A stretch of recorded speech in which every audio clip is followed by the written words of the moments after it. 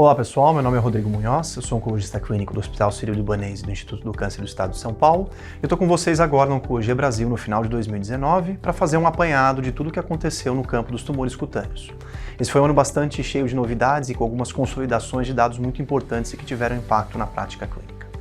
Começando com melanoma na doença avançada, o que se viu foi de fato uma robustez muito grande de dados referentes ao uso da combinação de ipilimumab e nivolumab. Os dados atualizados do CheckMate 067, apresentados durante a ESMO de 2019 e publicados concomitantemente no New England Journal of Medicine, mostraram aí uma mediana de sobrevida global para a combinação de ipi-nivo superior a 60 meses, o que é algo que até pouco tempo era absolutamente impensável para o melanoma, com perto de 52% dos pacientes vivos em 5 anos. É importante salientar que os dados também foram muito animadores para o nivolumab em monoterapia e que nessa comparação indireta, numa análise exploratória de ipi-nivo versus nivo, ainda não se demonstrou um ganho estatisticamente significativo da combinação em comparação ao anti-PD-1 em monoterapia, mas de qualquer forma a mediana de sobrevida global superior a 60 meses é um dado absolutamente impressionante. No campo da doença metastática também houve atualizações do uso tanto de terapia-alvo quanto imunoterapia de drogas já padrão, ou seja, nós tivemos dados atualizados do Keynote 001, do Keynote 006, mostrando a possibilidade de benefício no longo prazo também com pembrolizumab. Outro dado bastante interessante que também foi publicado no New England Journal of Medicine diz respeito à análise combinada dos estudos COMBI-V e COMBI-D, trazendo a sobrevida em 5 anos da combinação de dabrafenib e trametinib. O que se viu mais uma vez foi então a possibilidade de benefício sustentado no longo prazo, não só com imunoterapia, mas também com a associação de inibidores do BRAF e inibidores do MEK, com 34% dos pacientes vivos em 5 anos, chegando a mais de 50% naqueles pacientes selecionados com DHL normal, com poucos sítios de doença, ou seja, reforçando que diferentemente do conceito que se tinha quando só se usava inibidor do BRAF em monoterapia, que é possível sim inibir ou talvez suprimir resistência secundária e pensar em respostas duradouras e sustentadas também com a combinação de inibidores do BRAF e MEK, no caso aqui da combinação de dabrafenib e trametinib. Os ganhos do tratamento sistêmico também se estendem a um subgrupo bastante desafiador que diz respeito aos pacientes com metástases cerebrais, e aqui mais uma vez um destaque muito grande para a combinação de ipilimumab e nivolumab. Ao longo do ano o que se viu foi a atualização de 2 importantes estudos, o estudo CheckMate 204, da combinação de ipi-nivo em 2 coortes de pacientes com metástases cerebrais, e também do ABC Trial, um estudo que incluía 3 coortes, 2 delas com nivolumab em monoterapia e uma delas com a combinação de ipi-nivo. O que se viu nos 2 estudos, no CheckMate 204 e no ABC Trial, foi uma atividade intracraniana muito pronunciada, com a combinação de ipilimumab e nivolumab, com taxas de resposta aí passando de 50% e medianas de sobrevida global passando de 30 meses, esse é um dado do ABC Trial, com perto quase 50% dos pacientes vivos em 36 meses. Ou seja, mostrando que cada vez mais nós temos sinais robustos de atividade para pacientes com metástases intracranianas. Nós tivemos também dados da combinação de dabrafenib e trametinib, mas o que fica aparente numa comparação indireta, então é importante salientar que essa não é uma comparação perfeita, mas aparentemente a qualidade de resposta para pacientes com metástases cerebrais um pouco inferior para a combinação de inibidor de BRAF e MEK, ou seja, esses novos dados atualizados do CheckMate 204 na ASCO e do ABC Trial na ESMO reforçam aí talvez a combinação de ipi-nivo como um possível padrão para pacientes que tenham acometimento do sistema nervoso central. Nesses pacientes selecionados, naturalmente isso não vale para todos os pacientes que representam os números que eu citei, são pacientes que não estão usando corticoides, que não têm efeito de massa, que estão assintomáticos. Nesses subgrupos, talvez ainda seja razoável pensar no uso da combinação de inibidores do BRAF e inibidores do MEK, justamente pela eficácia algo reduzida da imunoterapia em pacientes sintomáticos ou precisando de esteroides. Então é um algoritmo complexo, mas de qualquer forma dados bastante animadores. Nós não tivemos só dados positivos para a doença metastática, um estudo que era aguardado era o estudo INSPIRE 170. Esse foi um estudo conduzido pela Roche que comparou a combinação de atezolizumab e cobimetinib versus o pembrolizumab, ou seja, era um estudo de inibidor do MEK com agente anti-PDL1 versus anti-PD1 em monoterapia em pacientes sem mutação do BRAF, mas com uma proporção razoável de pacientes com mutação do NRAS. Esse foi um estudo negativo, não houve ganho em nenhum desfecho de relevância clínica com a associação do inibidor do MEK ao agente anti-PDL1 e houve um incremento em toxicidade, então foi um dado algo desapontador. Em contrapartida, agora na última semana, já no final de 2019, nós tivemos uma notícia muito boa no que diz respeito à expansão das combinações de imunoterapia e terapia-alvo. Isso se deve essencialmente a um press release da Roche, ou seja, nós não tivemos ainda acesso aos dados, mas de qualquer forma uma notificação salientando que o estudo Trilogy, que foi um estudo que comparou a combinação de vemurafenib, cobimetinib e atezolizumab versus vemurafenib e cobimetinib em pacientes com melanoma metastático e mutação do BRAF, foi um estudo positivo para o desfecho primário de sobrevida livre de progressão. Uma notícia muito boa que promete aí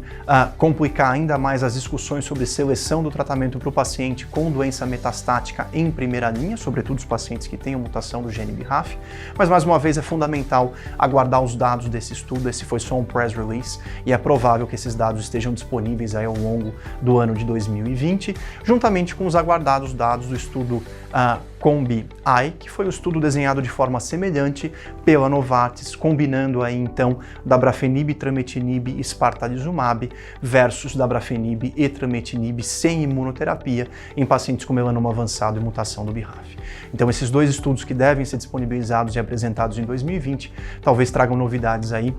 e nos permitam contemplar novos cenários de tratamento para pacientes com mutação do BRAF e melanoma metastático. O que se viu ao longo de 2019 foi também uma consolidação do tratamento adjuvante para pacientes com melanoma, então agora passíveis de tratamento com intuito curativo, sobretudo pacientes com envolvimento nodal, metástases em trânsito, satelitose ou microsatelitose. Mais uma vez, talvez o principal estudo atualizado tenha sido o Checkmate 238, que comparou aí, então nivolumab ao ipilimumab em pacientes com doença estadio 3B/C e doença estadio 4 oligometastática, mantendo aí um benefício a favor do nivolumab versus o ipilimumab e mais uma vez reforçando aí o papel na adjuvância de agentes anti-PD1. Lembrando que nós também temos dados do pembrolizumab com base no estudo KEYNOTE-054 e dados também para terapia-alvo do estudo COMBI-AD de dabrafenib e trametinib em pacientes com doença estadio 3 e presença de mutação do gene BRAF. Na ESMO foi apresentado também o primeiro estudo que avaliou a combinação de ipinivo, que já é padrão na doença metastática para alguns pacientes, agora no contexto adjuvante. Foi um estudo IMUNED, um estudo de iniciativa do investigador, em que se avaliou a combinação de ipinivo ou nivo ou placebo em pacientes com doença estadio 4 submetidos à cirurgia com intuito curativo. É um estudo de poder limitado, é um estudo de fase 2 randomizado, então de uma forma ou de outra a gente precisa dos resultados do Checkmate 915, que é o estudo pivotal da combinação de ipinivo para pacientes com doença estadio 3, mas de qualquer forma, dados bastante interessantes para a combinação de ipinivo nessa coorte de pacientes com doença estadio 4 oligometastática, mostrando aí um impacto significativo nesses pacientes operados e submetidos então a tratamento adjuvante com a combinação de ipinivo e dados aí superiores ao nivolumab em monoterapia ou placebo. Mais uma vez, não é um estudo que nos permita mudar a prática clínica de imediato, nós não temos até o momento aprovação de ipinivo no contexto adjuvante, mas naturalmente é um estudo que chama atenção para aquilo que está por vir, principalmente com os resultados aguardados do estudo Checkmate 915. Para pacientes com doença estadio 2 ainda sem muitas novidades, estudos em andamento, então nós continuamos sem poder recomendar para esses pacientes nem agente anti-PD1, nem a combinação de dabrafenib ou trametinib no contexto adjuvante e nos próximos anos talvez esses pacientes sofram mudanças nos seus algoritmos com os estudos em andamento. Uma grande novidade que foi compilada nesse ano de 2019 diz respeito aí ao uso do tratamento agora neoadjuvante, principalmente no começo do ano, uma concentração muito grande de publicações em revistas de grande impacto, de diferentes modalidades, em pequenos estudos avaliando a neoadjuvância, tanto com a combinação de ipinivo quanto com a terapia-alvo, principalmente dabrafenib e trametinib, mostrando elevadíssimas taxas de resposta patológica completa e uma baixa probabilidade de recorrência naqueles pacientes atingindo resposta patológica completa, sobretudo com o uso de imunoterapia combinada com nivolumab e ipilimumab. É importante salientar que ainda são estudos de impacto moderado, são estudos de fase 1, fase 2, com tempo de segmento relativamente curto, o número de pacientes incluídos também limitado, mas que de qualquer forma aí permite prever o que vai acontecer nos próximos anos com a expansão dos estudos de neoadjuvância e talvez uma mudança do padrão de tratamento. Falando um pouquinho agora do que aconteceu fora do melanoma, o que se viu foi uma consolidação do uso da imunoterapia, tanto no carcinoma epidermoide com o cemiplimab, quanto no carcinoma de Merkel com avelumab. Ao longo do ano, em diferentes congressos, a apresentação de dados atualizados, reforçando que tanto o agente anti-PD1 no carcinoma epidermoide, quanto o agente anti-PDL1 no carcinoma de células de Merkel, correspondem atualmente ao tratamento padrão e que deixaram a quimioterapia para linhas subsequentes nos dois cenários. Então, de qualquer forma, dados bastante aí animadores e que estabelecem aquilo que a gente vai passar a fazer a partir da aprovação desses agentes que já aconteceu nesses últimos anos. Nós temos no Brasil tanto o cemiplimab quanto o avelumab aprovados. Em resumo, 2019 então foi recheado aí de novidades tanto no melanoma quanto nos tumores de pele não melanoma. Nós não tivemos ainda a incorporação de nenhum novo tratamento nesse último ano no melanoma, nós tivemos consolidação dos dados da imunoterapia no tumor de pele não melanoma, mas como eu disse, esse final de ano trouxe algumas novidades e fiquem atentos aí em 2020, porque a gente vai ter mais novidades com tratamento adjuvante, com terapias triplas, com combinação de inibidores do BRAF, MEK e imuno, dados de adjuvância possivelmente do Checkmate 915, espero que saia ao longo de 2020 e por aí vai. Muito obrigado, fiquem ligados aqui no Oncologia Brasil. Até!